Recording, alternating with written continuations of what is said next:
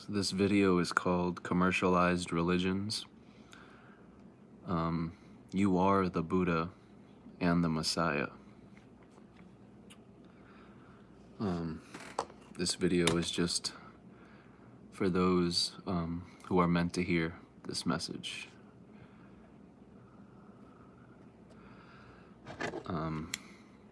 This video will feature in the same message, the same topics, which all my videos feature. And this is just a friendly reminder to the spiritual community, to my friends filling their space, filling their rooms with spiritual things. I want to remind people that the point of spirituality is not to worship the teapot, but to also drink from the tea and to taste and experience this elixir for yourself, right? Not just buying the commercialized Buddha or the commercialized Messiah and filling your space with it. And again, I will add, this video is not meant to offend anyone, but to help awaken, help remind people to return to themselves.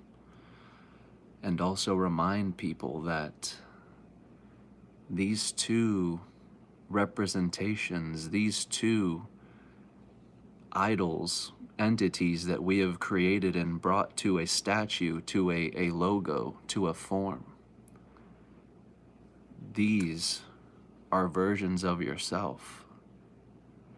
You are the Buddha, you are the Messiah. Jesus, Buddha, their walk of life was your walk of life.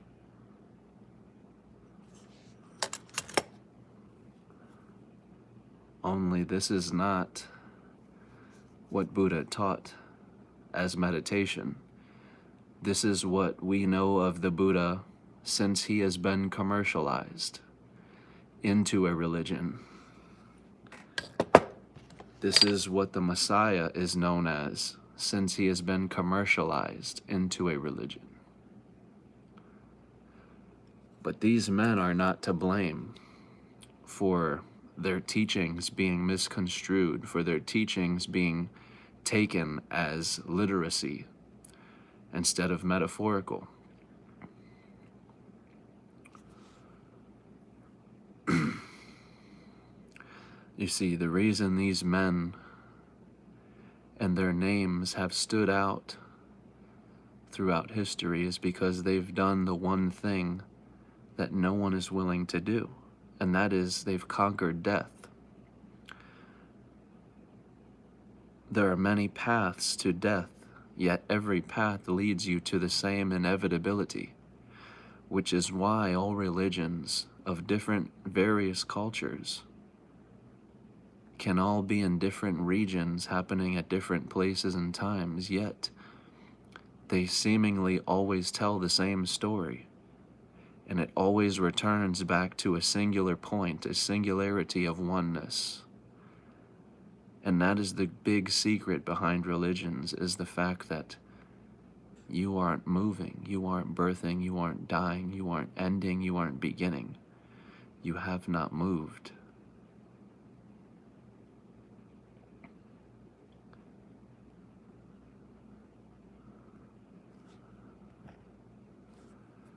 But Buddha never reduced his meditation to this. This is what we have reduced Buddha to. So again, I tell people, we can fill our space with these statues, with this entity that we have created, and we can worship the teapot. But all we must do is look within ourselves to simply realize the Buddha has never moved. The Buddha has never left his skin. The Buddha has never died. Because the Buddha is you.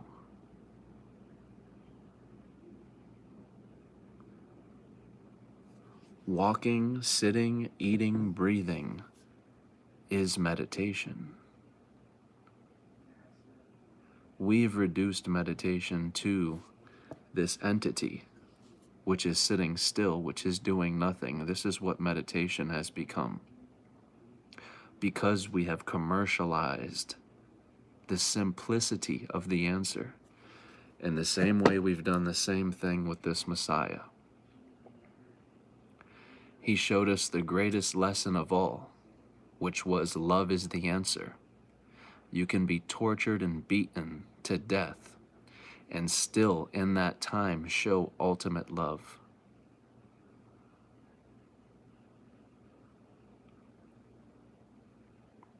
Because when you know the self to your core, there is no fight left. There is no one left to fight.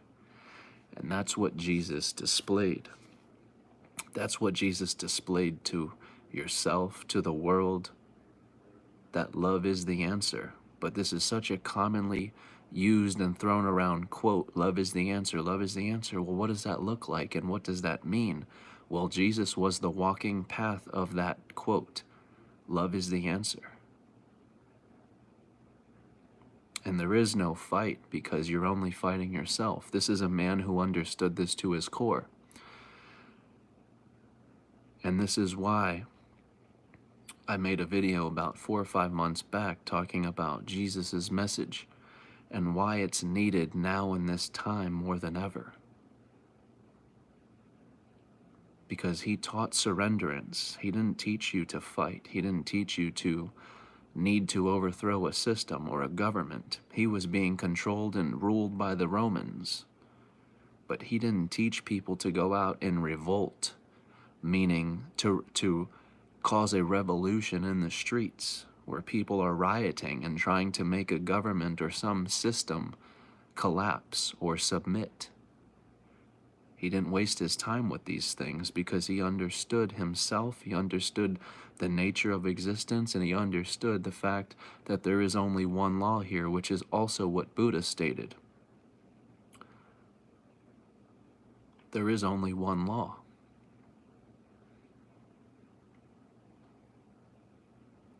And that law does not govern anything on the surface level. So as long as we're convinced that there is a power and a government, a system in place that has this power over us, we remain veiled to our truest nature, which is our truest power.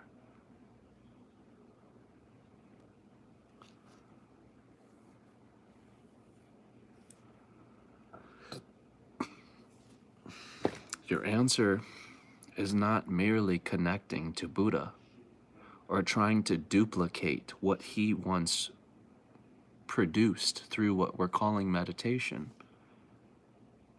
You're not trying to become Buddha. You're not trying to connect to Buddha, but to realize the universal self, which is behind all name, which means Tyler, Buddha, Jesus, Shiva, you, me, whatever spoken word there is has always come from one singular presence. And when you know this universal self, there is no connection needed. There is an instant remembrance of the universal self, which is all things, which is all people. Therefore, I don't need to connect to Buddha. I don't need to fill my space with his statues and what this represents, what this entity represents. Because again, this is what we have commercialized his teaching to. This is what we've reduced his teachings to.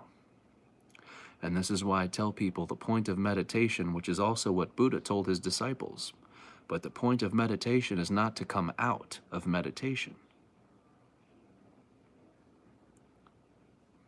And of course, people always say, well, I have to come out of meditation because I can't just do nothing all day. The reason they say that is because this is their idea of meditation, the commercialized Buddha. Well, I can't do nothing all day, meaning I can't sit in this position all day and do nothing. This is not meditation, and this is not Buddha. You are Buddha.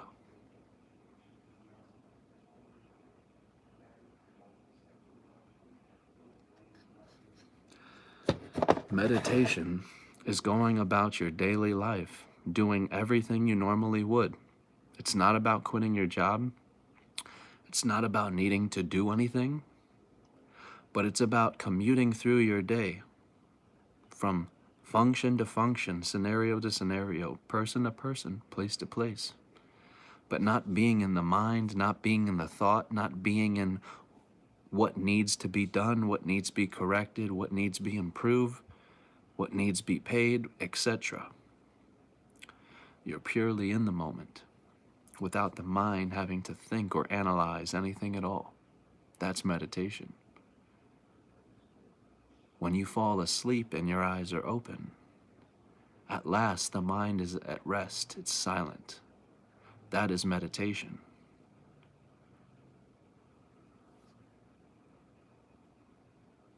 Meditation connects you to the presence which does not move. And that's why I say the point of meditation is not to leave meditation. Because by connecting to this presence, which we're calling meditation, you are directly connecting to existence itself, which means you'll never need to try and meditate. It's effortlessly achieved already through your presence. And since you don't have the mind taking you from this presence, analyzing this presence, and asking all these various questions of presence, at last you can remain in meditation. But the moment the mind arises again, with question, answer, with this and that, and we begin attaching to this voice, we have lost our meditation. We're being taken from our being, from our meditation, from our presence. And that's why truth is so simple in nature, because it is simply being present. But to just be present is torturous for the adult, because the adult is the most complex species there is. Every animal knows itself, knows what it is, what it should be doing. The adult is the only animal here that does not. Doesn't know what it should be doing, doesn't know who it is, doesn't know where it's at. So therefore we're pretending to be this species, which we're not, and never have been. And herein lies all our suffering.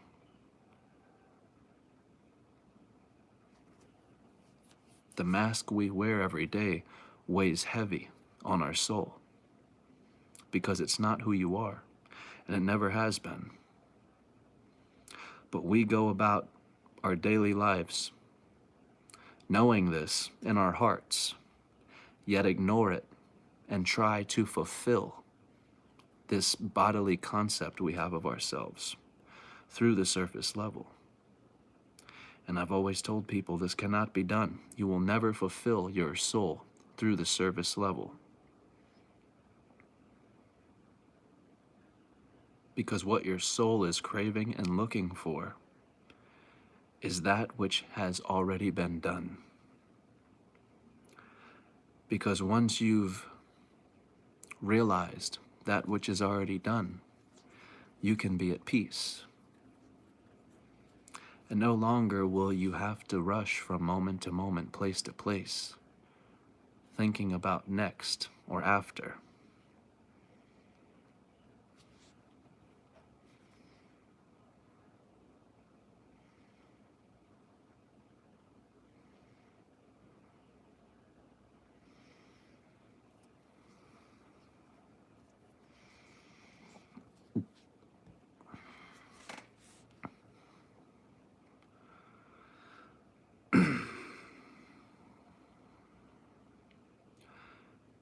The point of these videos, or this video in particular, is to allow people to understand that this does nothing. We buy certain spiritual things, spiritual objects, and we place them in our space, in our room. because we tell ourselves this is going to produce something, some type of effect. It's going to spiritually boost whatever it is I'm edging toward. But this is not the case. These entities, these spiritual practices, these spiritual things that we do only hinder us from the actual prize that we seek.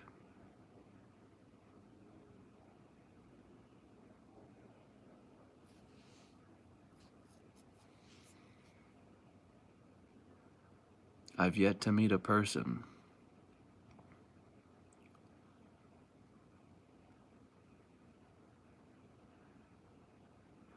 that can break down what it is that they fill crystals with and what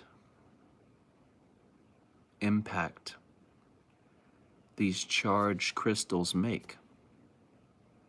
What difference do they make? What do they change? What do they influence? Assuming an invisible force is being charged into a crystal is the very same practice of going to an infrastructure, a church, and assuming that there is an invisible force filling this building. This is what spiritual practices are.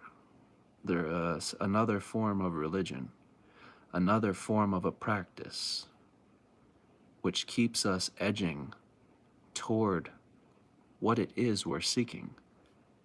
But we are what we're seeking. So until we give up this game with ourselves that we're getting somewhere and we're edging toward it, we'll never admit to ourselves that we are it. We'll never be able to understand that we are so much more than we're pretending to be with ourselves. But this is frightening to the ego. It terrifies the ego, which is why so many of us put off and prolong this knowing within each and every one of us. And as I stated, we ignore what we know in our heart and continue to try and fulfill our spirit, our soul, on the surface level through these materials and through these items that we buy.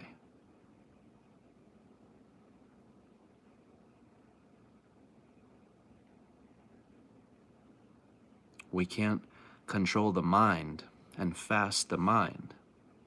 So we've made another mission to fast the body.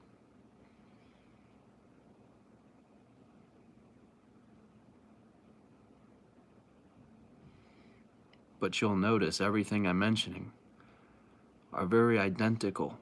They appear to be separate. Well, this is spirituality. Well, this is religion. Yet they're very similar. They have very striking similarities.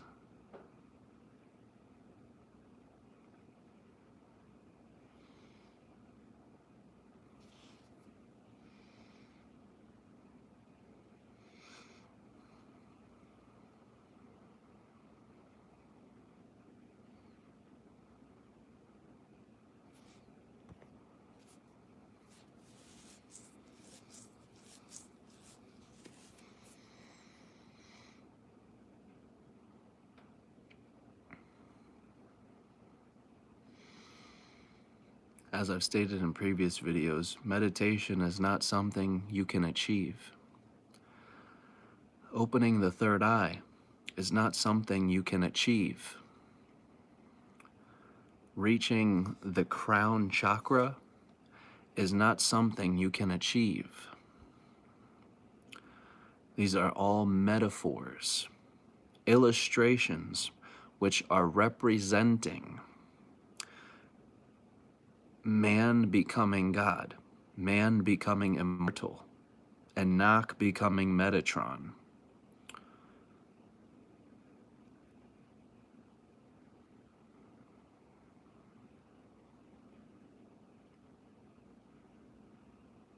Every word that we use to define a specific date and a happening only represents what is happening, what is truly happening beyond the surface in the mind.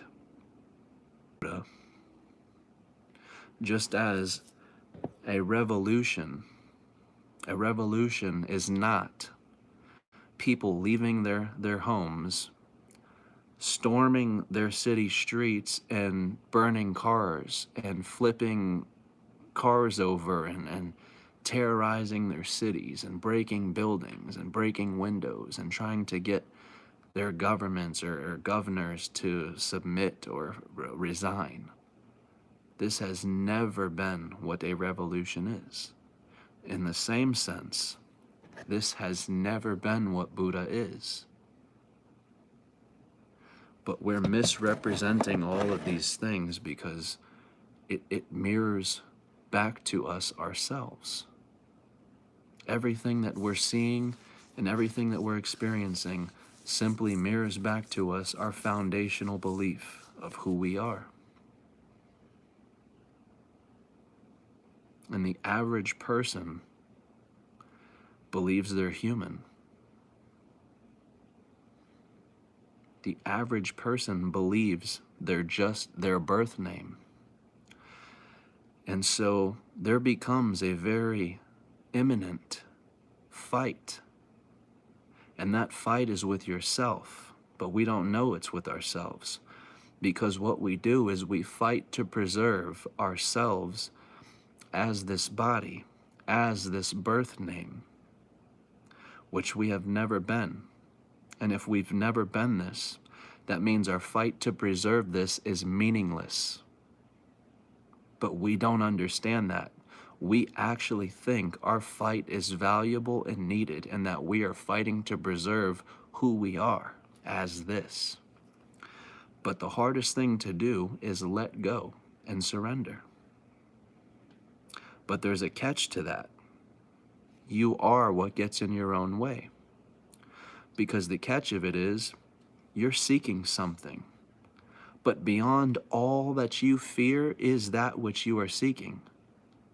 But the only way through it is to face your worst fear. Because what your worst fear is blocking or in front of is your greatest power. And your greatest fear is the disillusion of all that you've assumed to be true, all that you've assumed to be yourself. That's what an ego death is, a complete dissolution, a complete obliteration of all knowing, of all the mind's memory. That's how you experience death before death.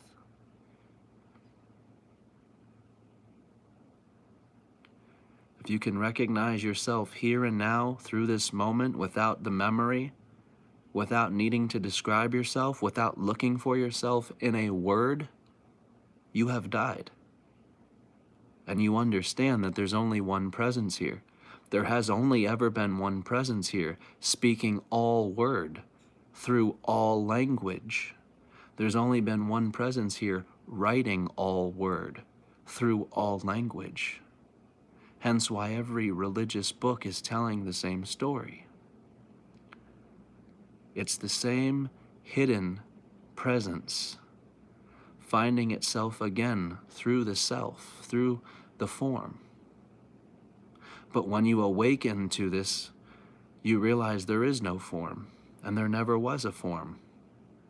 But you had to use what you thought to be the form, what you thought to be yourself, and abolish it to fully realize the selflessness, the source to the self.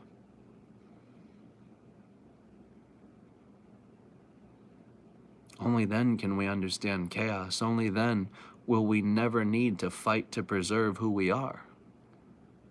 Because we understand there is no existence without our presence. We are existence itself through presence. And you don't need to fight to be one body. You're all of them. You don't need to fight to remember yourself as one name. You're every word. You're all of them.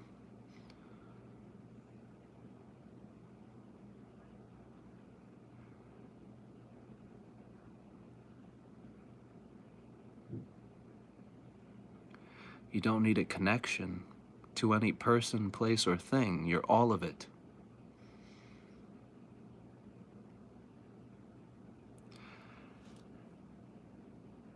And again, that is one of the most bitter pills to swallow as the conceptualized ego, is the fact that all of these entities have been created by you. Even every animal, everything that you can experience has been created by you. But not you as the birth name, not you as an image, you as what's behind it all. You've designed everything, every animal, every object, everything, every place, everywhere, everything. And that's why I say we're not human. We never have been. We are so much more. We're pretending to be human. We're pretending to be an animal. And the truth of it is, we've created man, animal, and everything.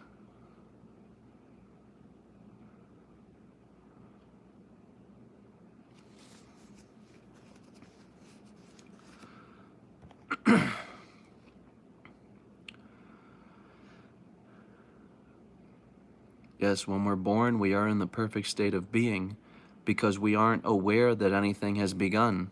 We aren't aware that anything is beginning.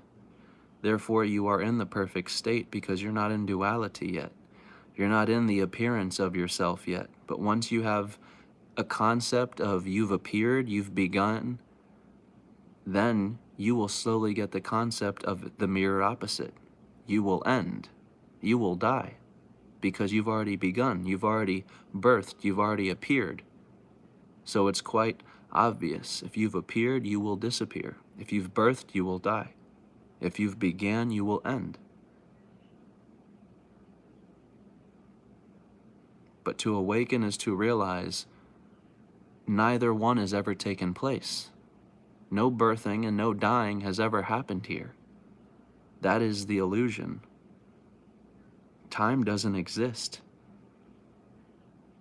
When you talk about life being a dream, this is exactly what it's referred to as, because nothing is actually happening. You have never moved. You have never traveled. You have never changed.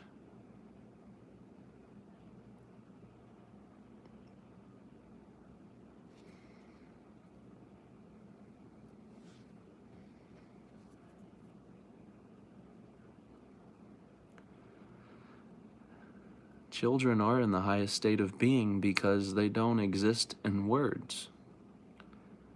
That is the age where you start to exist in words and you start trying to compile a bunch of words in your memory to begin existing as and formulating some type of identity with. But understand too, when you get back to the starting point of where you all began, you can understand what the Bible's referring to when it says, in the beginning was the Word, and the Word was with God, and the Word was God. It's talking about you. Before you spoke any word, this word was with God. God just simply represents unity, wholeness. That's what it means. The word was God, which means whole. It was whole because the word wasn't spoken yet, so the word belonged to silence.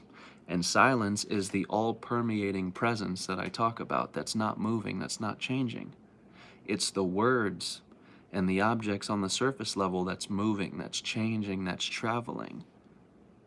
But we don't identify with those. We identify with the presence. Therefore, you are not changing, you're not moving, you're not birthing, you're not dying. You are here. And there is no question of where will I be next. The answer is here, literally. The answer is facing you. And the answer is always with you. It's your presence. But that answer somehow seemingly always seems to evade us. It's just like the white rabbit. The faster I go, the hurrier I go. The faster I go, the hurrier I am, or something like that. But this symbolizes you are what you seek. That's why you can't reach out and grab it. That's why you can't reach out and touch it. You are it. You don't meet God as some entity. You don't meet God as yourself.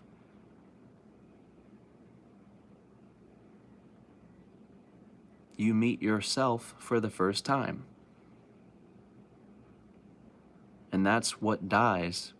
That's what death is your expectation of meeting God. You have a grand expectation of what this entails. But this is what will die with you. That expectation you have of what God is. That must be faced. You must live that through to see. This is not what God is. Because you expect to meet God as this expectation, as this other person, other thing. Only you get there and realize you're not meeting God, you're meeting yourself for the very first time. And you don't recognize this self, which is why it frightens you. But you don't recognize this self because you have no word to describe yourself. You have no features. You have no personality. You don't exist between 2 points of beginning and end. So every which way you go to look for yourself through a familiar concept seemingly seems to dissolve to dust. It doesn't exist. But what it's showing you is there is a source behind all these concepts you exist through. And we always look for ourselves through these concepts. Time, space, God, man. These are all concepts. Behind these concepts is a presence which has spoken every concept, which has discovered every concept.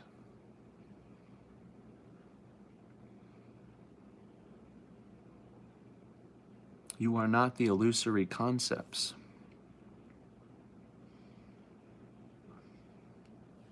That's why every 100 years or so, we always say, well, it's time to rethink the way we start seeing the universe. And, we're going to start seeing these laws change, the law of thermodynamics and this law and that law.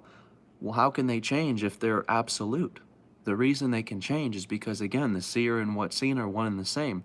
You're not discovering gravity somewhere on Earth that's an external place. No, you found gravity from within yourself, from within your own experience. Reality is subjective. And the reason people don't like exploring quantum physics and oneness, non-duality, is because it always goes back to you're alone. You're the only one here. And that frightens people. The ego hates it. The ego doesn't want to think about being alone. But even this we view in a false light. Because when we start talking about oneness, we're still filtering it through the belief we have of ourselves. We have still not yet awakened to our truest nature, which is why oneness feels like lonely. It's aloneness. It's oneness. That's what we represent oneness as. We bring it to a quantity. And so when we talk about oneness or God, we always have to bring it back to I'm alone. I'm the only one here.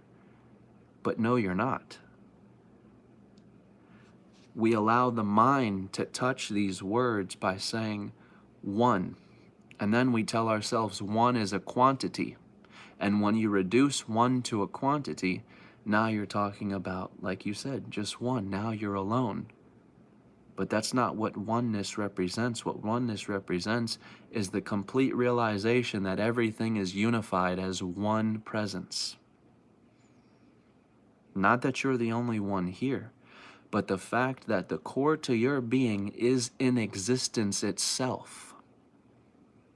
What that means is the core to your being is in the ant, is in the sun, is in the moon, is in the stars, is in the elephant, is in the cat, is in the dog, is in the you, is in the me, is in the sky, is in the clouds, is in the air. You get it.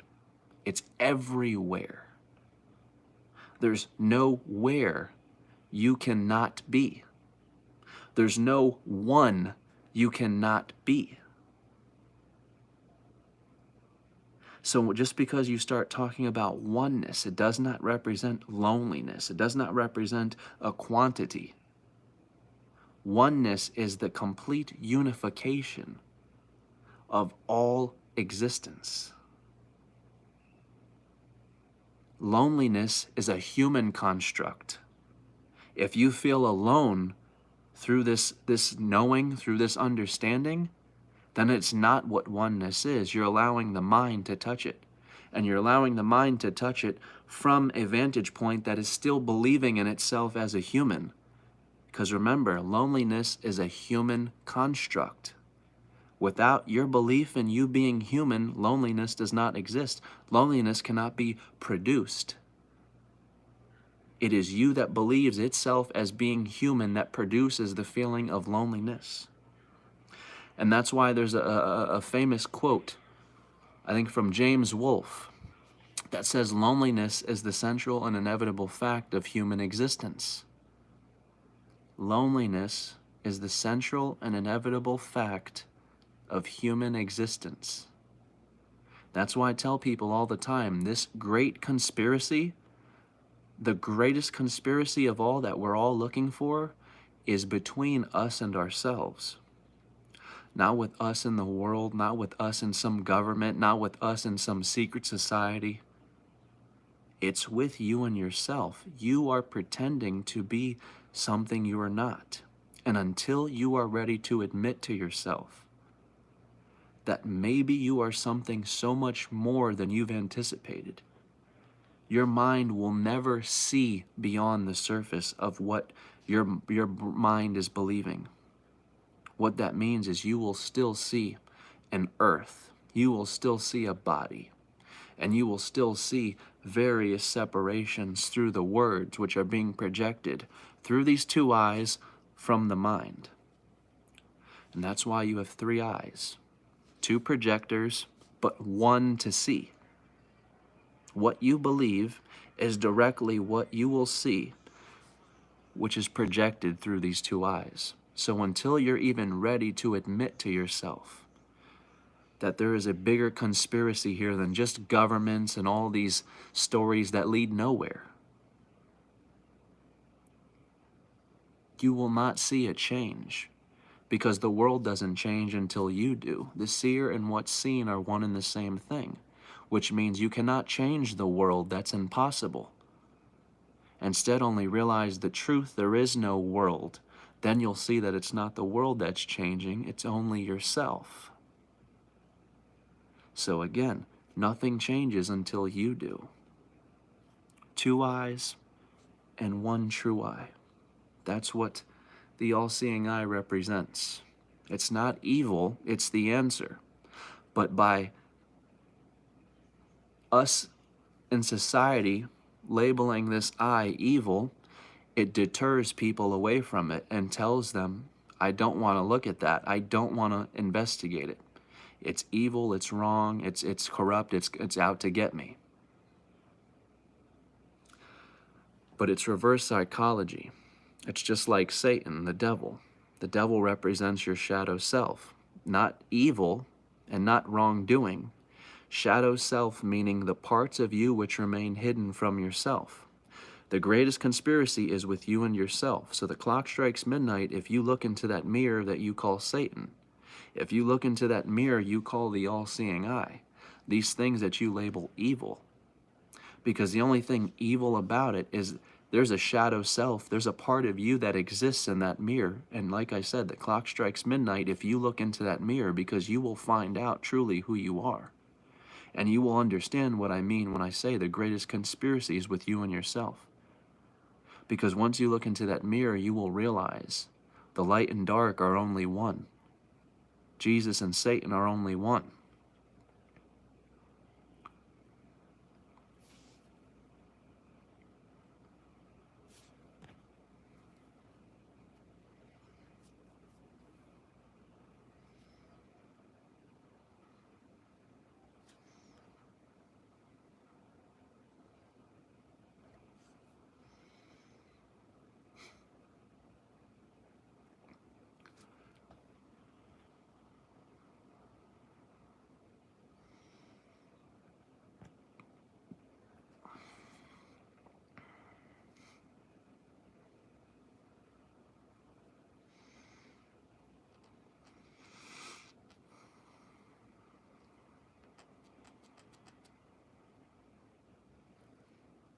The truth is so simple.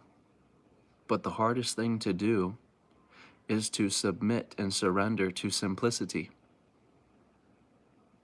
The adult wants to achieve something that's complex. And the adult wants to go and walk around and say, I've done something that you can't do, and that no one else can do. That's what our idea of these men are. And this is the point of this video. We've commercialized versions of ourselves. These men are you. And again, I tell you, it doesn't matter if you're a woman, male, female, the presence I speak of is both. The two are always one. Omnia ab uno. All from one. So we've simply commercialized these versions of ourselves which have achieved the greatest achievements of all. And that is not doing anything at all, which is, again, the hardest thing to do, because it is no doing. It requires no achievement.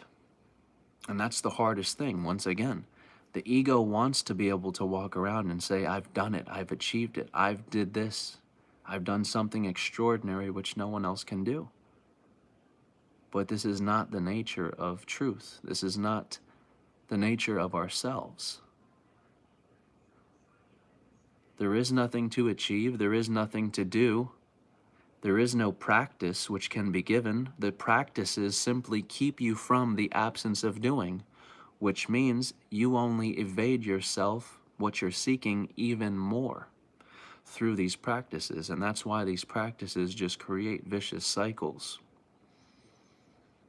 They don't bring you what you're actually seeking, and they don't transform you to your core, which is why you keep doing them. If it were to transform you to your core, you would never need to do them again. But the fact that we end up in a vicious cycle of repeating and repeating and repeating, in the same way, religious people are going to a church every weekend. It's still a vicious cycle.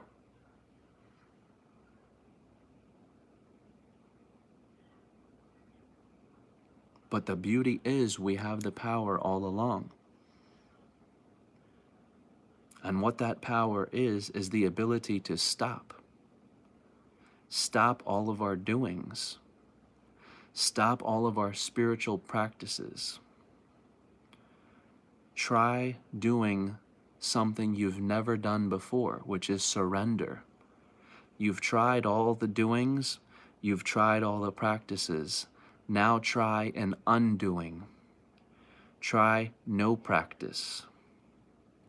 And sit with what remains. That is your practice.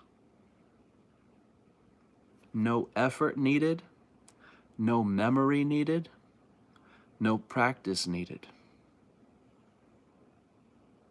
That's how simple truth is. And it can be achieved by any one of us. But again, this is why these men have gone down in history. It seems so easy to do. So all you're telling me is I have to do nothing. But again, we picture doing nothing as this, because we've commercialized the answers, these versions of ourselves. This is not what doing nothing means. This is the illustration we've created to represent the answer, which is meditation, which is bliss. But even the Buddha said to his disciples, he didn't need to be in one posture to be in meditation. He didn't need to have his mouth closed or be silent to be in meditation. He didn't need to be sitting or standing to be in meditation. And he didn't need to enter or connect to his meditation.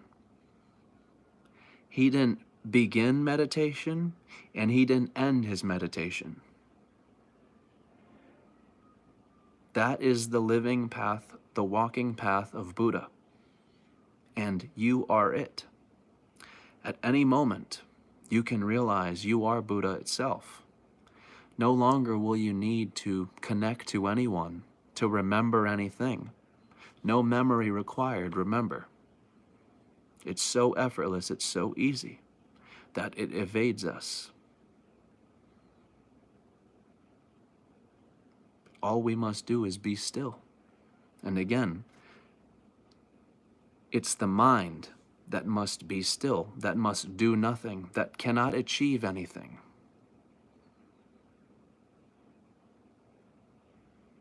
That is where we're doing nothing. Again, you remain present. That is meditation. From morning to night, you go about your day. You brush your teeth, you eat your breakfast, you go to work, you go to the grocery store, you cook your green eggs and ham. These are all meditations. This is all meditation. You take a shower, you unclog your toilet, you clean your sink. All forms of meditation. You drink a soda.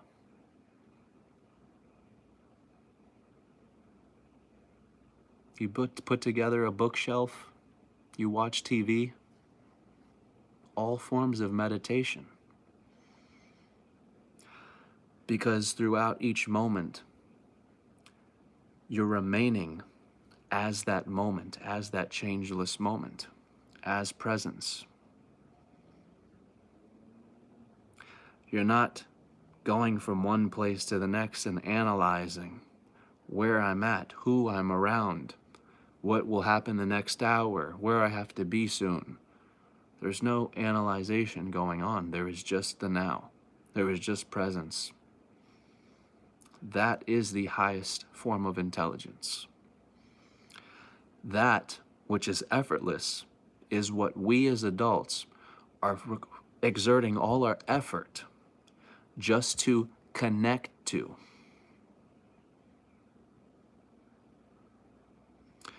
But connecting to this is no different than finding a black cat in a pitch black room that isn't there. You've convinced yourself you found a cat when there never was a cat in this room. But if the room is pitch black, you can't see anything. So you've convinced yourself you've got it. This is what spiritual practices are. We convince ourselves we got it. But just as I've said, you are the it you're trying to connect to, trying to reach. Therefore, you can never reach out and touch it. You can convince yourself you've got it, you've grabbed it, you have it, but it will slip right through your fingertips. Just like this right here, this tattoo. That's Anubis. Grabbing the sands, grabbing the pyramids, and the sand slipping through his finger. Time dissolving through your hands. Because time is one of the major constructs we exist through. But in that final hour of death, again, all these constructs, all these concepts that we know and exist through dissolve. They dissolve, they leave you. And it's in that moment we are left scrambling. Death is a tragedy because we are left scrambling for these pieces, these words that we once existed through and used to recognize ourselves. Never have we not had those words present to where we could recognize ourselves. That's why death is a tragedy, because it's so immediate that in that moment you are instantly being confronted with everything you know being dissolved. But everything we know, again, is surface level. It requires the memory. It requires a lot of effort. But what we're truly seeking needs no effort. It needs no doing, it needs no practice, it needs no connection. There is no practice, there is no method to anything that I do before making these videos. People always ask, well, how do you have all this information? Where do you get it from? How do you know this? How are you so sure? I can only say, from my own experience with death.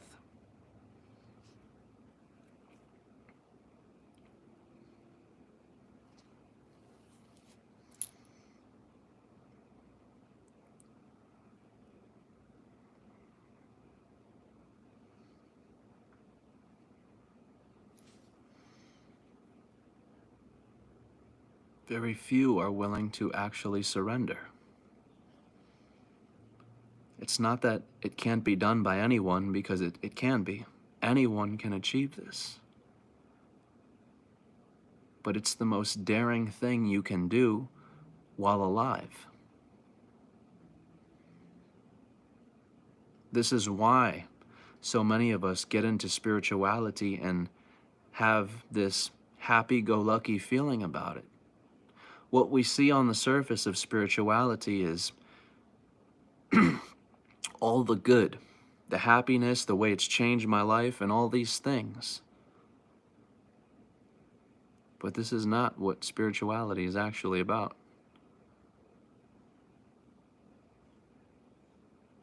It's where your worst fears become faced.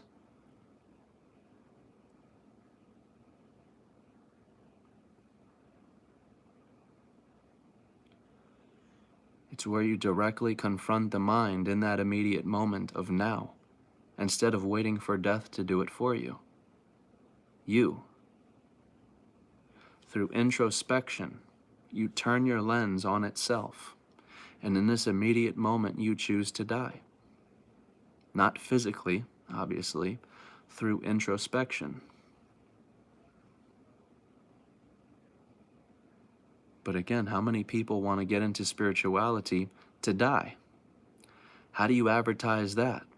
How do you make that sound more magical? How do you make that sound more happy? And that's why I say, on the surface level, spirituality is not what it's corked up to be. It's not unicorns and butterflies. It's not charging crystals. It's not having somebody else do the work for you, or somebody fix an alignment or do anything. You are what you're waiting for, which means nobody will be able to fix or do it for you. You must realize it.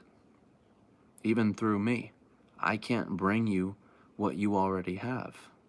I don't offer you truth in my videos. You already have truth. Truth is your nature. So again, this is simply reminder on where to look, back to yourself. But again, I acknowledge, until someone is ready to hear this, this will simply be rejected as nonsense, and I fully understand that. I respect that. I get it. Reality is subjective. That's the literacy of it. Those who are dominantly telling themselves they're human and they're a spirit and they'll die and go to heaven will never find peace in my videos. But on the contrary, these videos aren't meant for people in that nature. These videos are meant for the people who are like me at the beginning of my journey. You tried every religion, you read every book, you tried every practice, you mastered every practice, You tried every doing, you went to every teacher, you paid various people, and what you were seeking just continuously evaded you. You couldn't get to it. You couldn't find it. The practices made you feel worse. Why? Because you couldn't lie to yourself. Deep down, you know this isn't changing you, it's not transforming you, it's not bringing you what you're actually seeking. I can present it as it is on the surface through Facebook, through social media, but I can't lie to myself.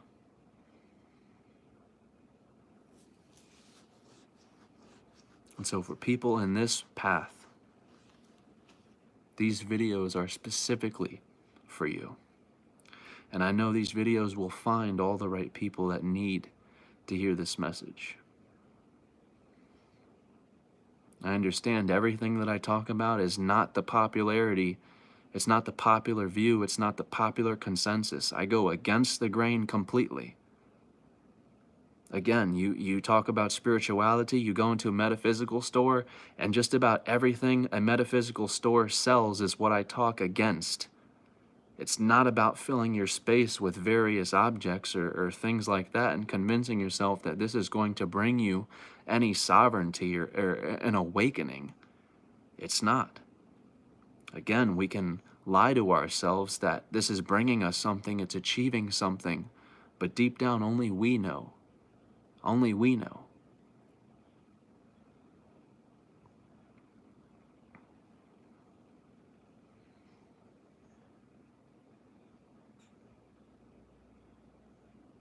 Every answer we seek is within ourselves.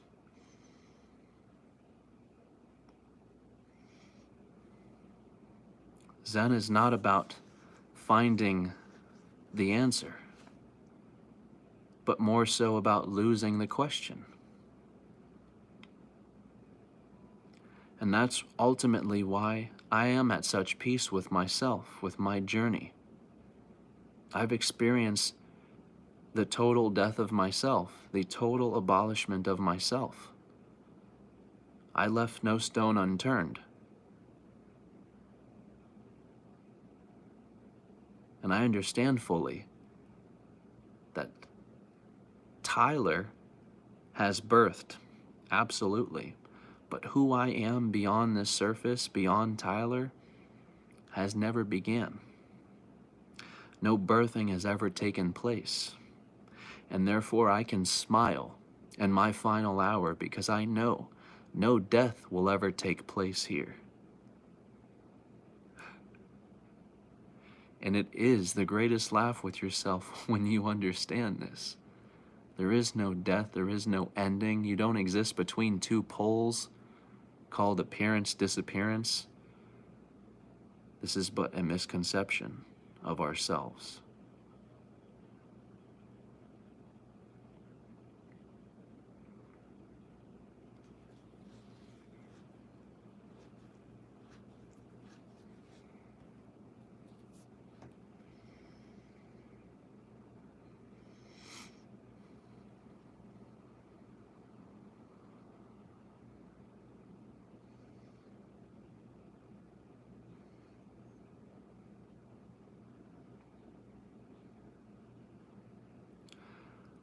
I understand most people that get into spirituality start hearing about the chakra systems and, crystals and breath work and all these type of different things, and we start immediately trying to jump in, because we're eager.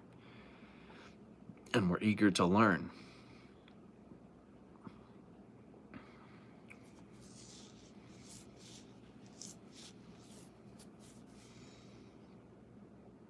But we must inevitably face the fact that these, what we've called spiritual practices,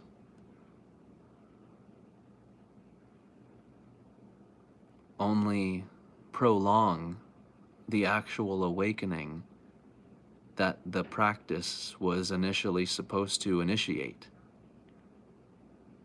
Right? The practice is supposed to produce some type of result or outcome. But what we don't realize is this produced outcome is only severing us even further from what we're actually trying to produce. Because again, you cannot create meditation. You cannot connect to or become any more of what you already are. You are existence itself. You are life itself. So there is nothing you can possibly do to become life anymore, to be life any better. You are already it, the highest intelligence.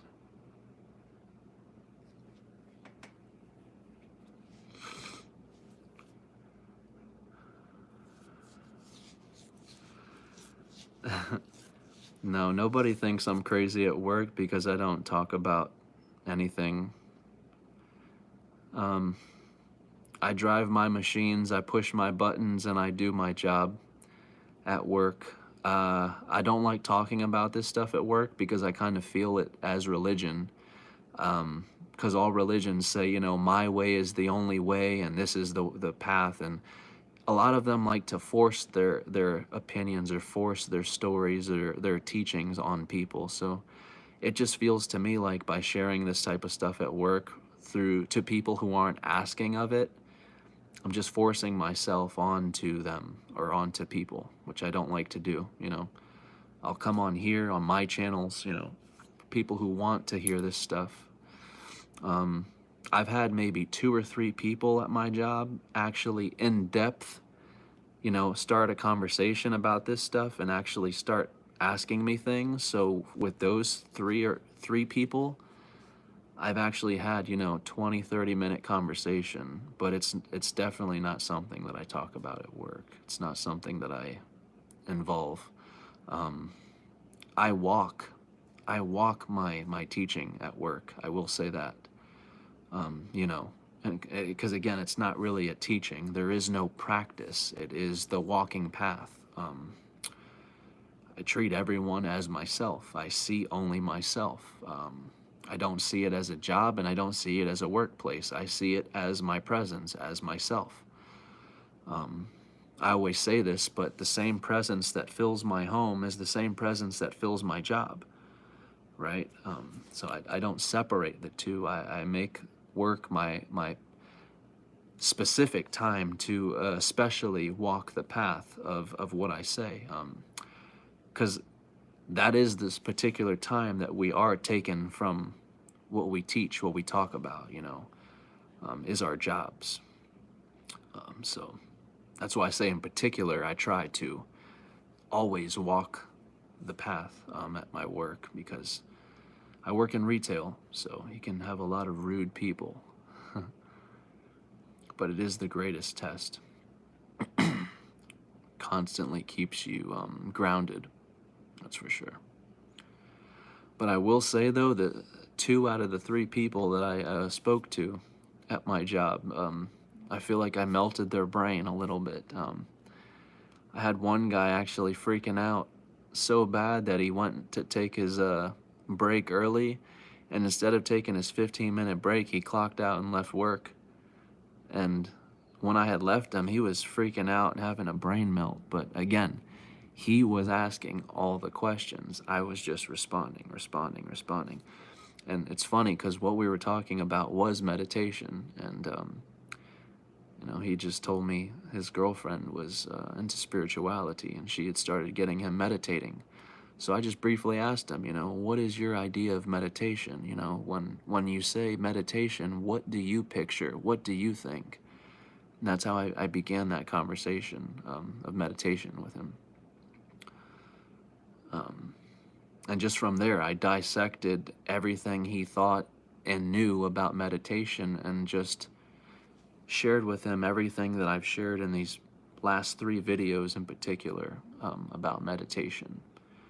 And the fact that it's not something that can be done, it's something that is already achieved. And by realizing this, you are that much closer to being in meditation and never coming out.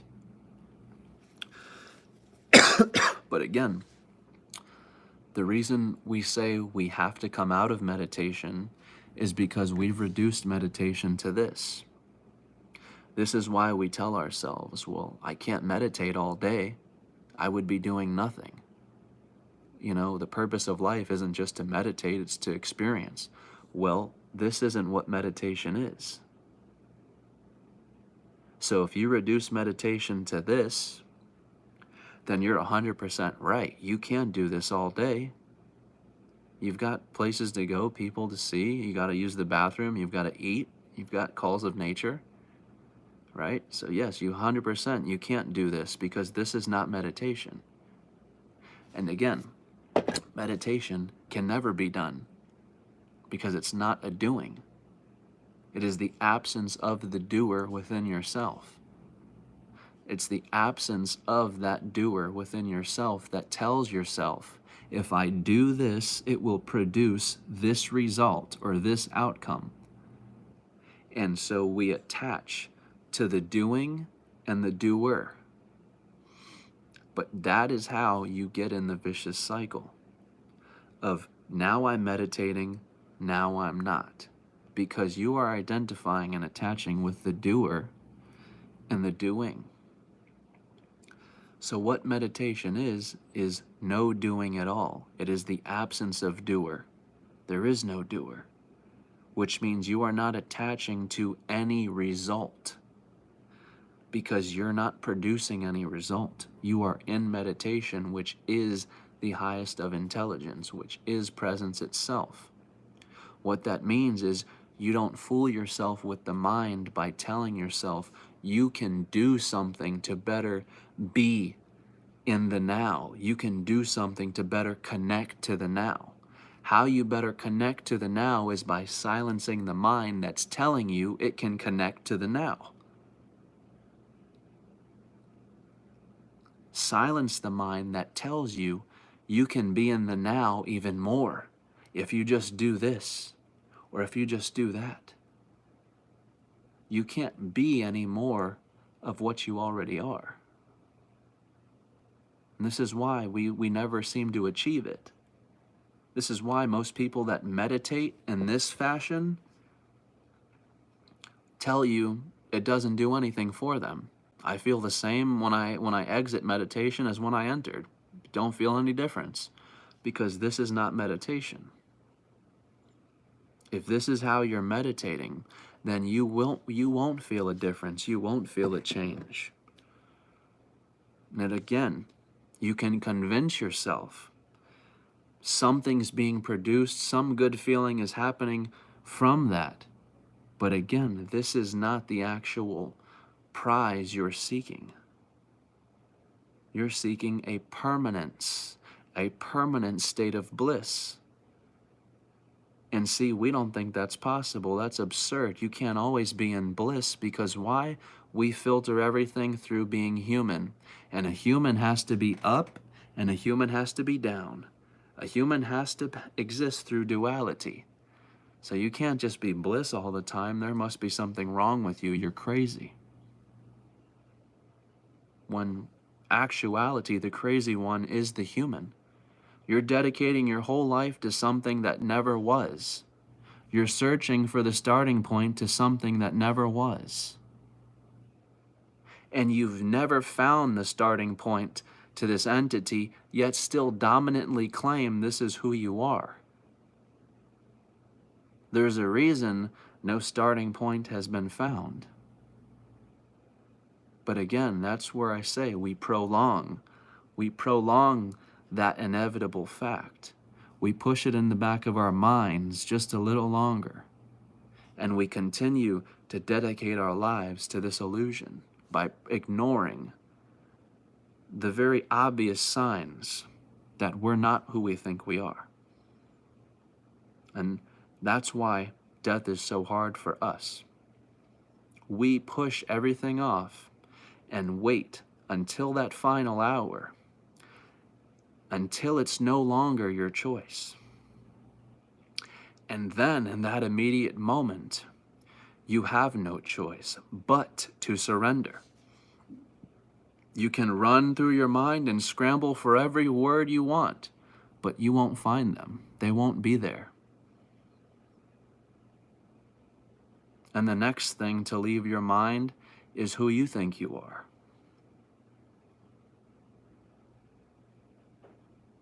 Only when you part ways with this can you truly see and meet yourself for the first time.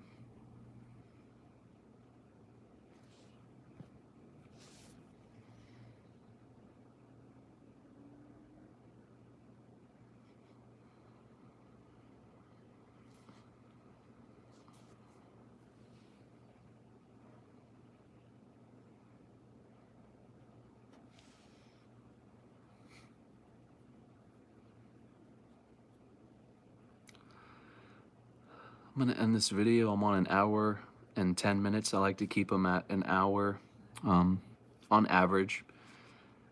But again, I know the right people will find this video. I know the people who need to hear this message will find this video. And on the contrary, the people who don't need to hear this video will turn it off immediately. So I hope this video was of value to some. More so than less. Hopefully more than less, I mean. But yeah, if anyone has any comments, any topics, feel free to comment on this video. Feel free to comment on any of my channels, on my Facebook. My Facebook is Tyler Ugaldi. I don't have any other social medias.